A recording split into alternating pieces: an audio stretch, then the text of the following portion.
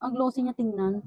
Perfect. Maganda 'to guys, pagpapasok ka sa office. So hello guys, nagtali ako ng buhok kasi may ita-try akong gamitin itong hair slick ng Formu. Ayan, ganyan siya at tingnan nga natin. I-open ko na muna. Ayan, ganyan siya. Ganyan. Pinakalaman niya, hair slick. Lagi kasing gumugulo yung buhok ko dito, kaya i-try nga natin 'to. Amoy mo natin. Ang bango din ng amoy nito ha. Nakakairita na kasi mga ganito guys, o mga baby hair natin na gumugulo sa ating face. Kaya wala na akong lakad today, pero itatry lang natin 'to.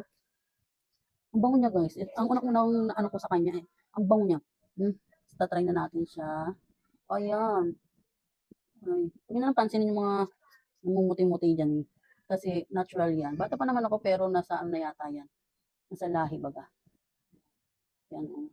Ay, perfecto talaga kapag papasok ka sa school, sa office, and ganito yung mga ginagamit usually ng mga ano, yung mga nursing student kasi 'di ba, ano sila, yung kailangan ayos na ayos yung kanilang buhok at saka yung mga flight attendant, ganyan.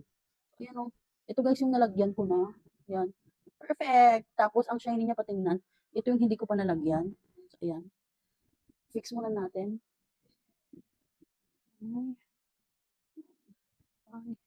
Kasi buko dito guys, minsan lumalawlaw dito. Oh. Tapos dito, ayan, gaya niyan, ayan. Oh. Diba nakakairitang tingnan? So, ayan. Pag naka-fix, ayan yung nalagyan natin. Pak. Diba? Ang ganda. So, dito naman yung kabila, lagyan natin. Diba? Ang ayos na niya guys. Oh. Shala! Ganda. Ganda gamitin ito guys. Ayan oh. Ayan. Naayos niya talaga.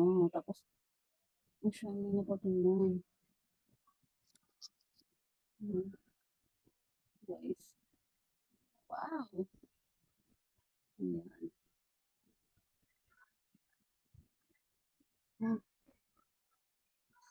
Wow! 'Di ba guys, ang ganda oh. 'Di ba ang linis tingnan pag ganyan? Hmm.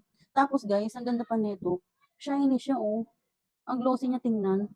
Perfect. Maganda 'to guys, pagpapasok ka sa office at kapag student ka, nursing, gano'n, perfect 'to sa'yo. Yan oh, lapat na lapat.